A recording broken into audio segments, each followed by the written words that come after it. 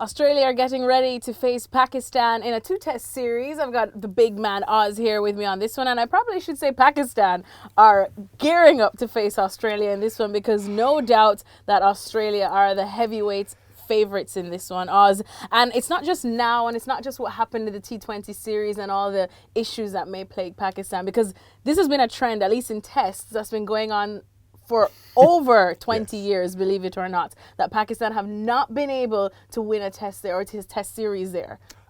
So they've never won a test series there. And it's not just that they've not been able to win a test, it's that they've not been able to stop losing test matches. They have 12 in a row, is it? 12 in a row now since 1999. That's 20 years there. The last time they won a test was in November or December 1995. Oz and I were only in elementary school back then. I was thinking you might not even have been born the last time they won a test match there. I unfortunately remember too much more of that test than I should, really.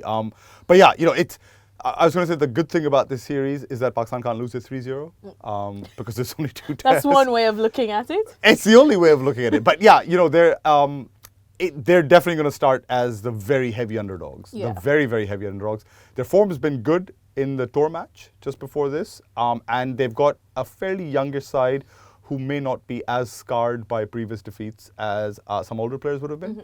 Mm-hmm. They've got a couple of guys who, might genuinely turn out to be really good. So as we do this every time they tour, I would go in very cautiously with a little bit of hope that they might surprise Australia. You at least just want it to be competitive. Yes. They were competitive last time for about one and a half tests, and they still lost 3-0. Yeah. So a little bit more than competitive, and if they can draw a game, I would take that as a reason for national celebration. I'm sure. That's something that I know all too well that I would take as well in other things. But that's a story for another day. So let's talk bowling now. Pace attack. What are you feeling there? Because I feel like that's where, as always, and it has been, that Pakistan does get us excited. And again, now is no different. Yeah, I think, Misbah, because he's everything, he's coach and chief selector, I think he's got a nice headache to deal with.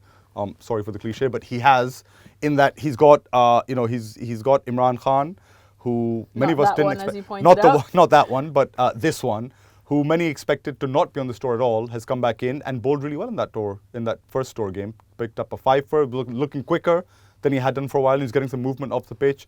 Abbas is there, who's like a steady hand at with the new ball. The big choice comes between whether they want to pick Naseem Shah. And he excited a lot of people in that tour game where he was just quick, he was slingy. He was on target. It's nothing to lose, everything to gain. I mean, 16 years old. Absolutely. I think I was just trying to convince my mom to let me stay out past midnight. Barely out of Pampers. Much less go represent my country against, in one of the toughest test playing nations ever. He's had a good season. He's been bowling well for a year or so. I'm not sure if he's 16, but we'll let that one pass. But he is young. He's very young, very fresh, and he will be someone that Australia will not have seen that much of.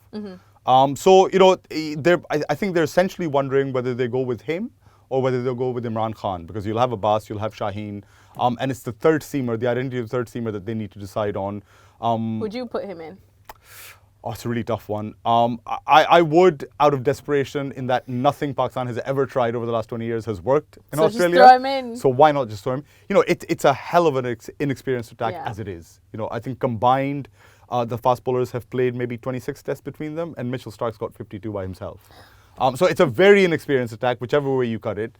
I love good fast bowling. I would throw him in there. And it sounds, from everything we're hearing, it sounds like Misbah, unusually for a cautious man, might be that way inclined and throw him in as well. All right, well, let's talk about Yasir too. I mean, we'll talk about Babar in just a bit because, of course, a lot of hopes rest on his shoulders there. I think he knows that. But Yasir, what are you expecting from him now? Because he's got some misfortunes to turn around, doesn't he? Yeah, Yasir has had a very poor tour last time they were in Australia. He ended up going for over 5 and over at the MCG and about 7 and over at Sydney. They really took him apart. It wasn't his fault completely, I don't think. I think there were some very muddled bowling strategies. As far as using Yasir was concerned, they had this weird leg side feel for him and asked him to attack the leg stump, which seemed bizarre. But the thing about Yasir is that's part of a larger pattern in which his bowling outside, I would say, Asia, the UAE especially, and conditions like older West Indies where they had slower pitches. He's great in those conditions, but if you put him on truer surfaces like Australia and New Zealand, he struggles a little bit. And so I think that's something that he's got to right and correct, because his record is not just not as good as his record elsewhere, it's actually abysmal. in Australia, in South Africa, in New Zealand.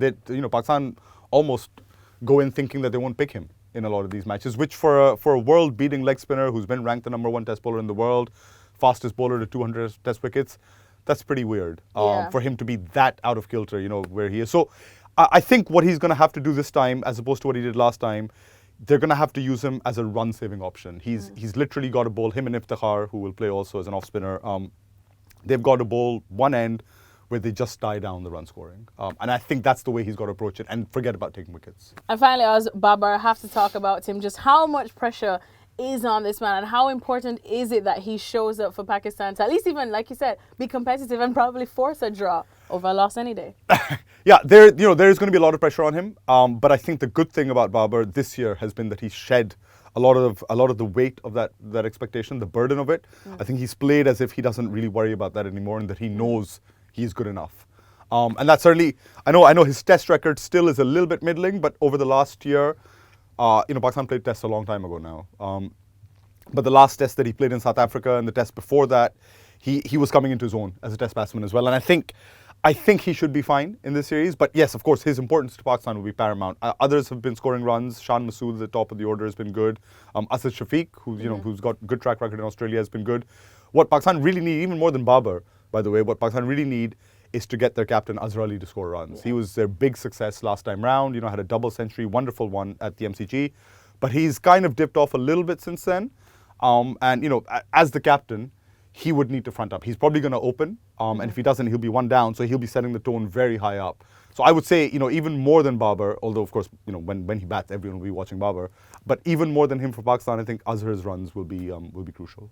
All right, we'll leave it at that because I'm not going to ask Oz to give me a prediction because I know your heartstrings are in there and we know 4-0. That Pakistan are one of the hardest teams to predict because you never really know when they show up, and when they do show up, boy, is it something to watch. So let's definitely hope that they do in this, what could be a nice feisty series. Thanks for watching ESPN on YouTube, and for more sports highlights and analysis, be sure to download the ESPN app, and for premium content plus live streaming, make sure to subscribe to ESPN Player.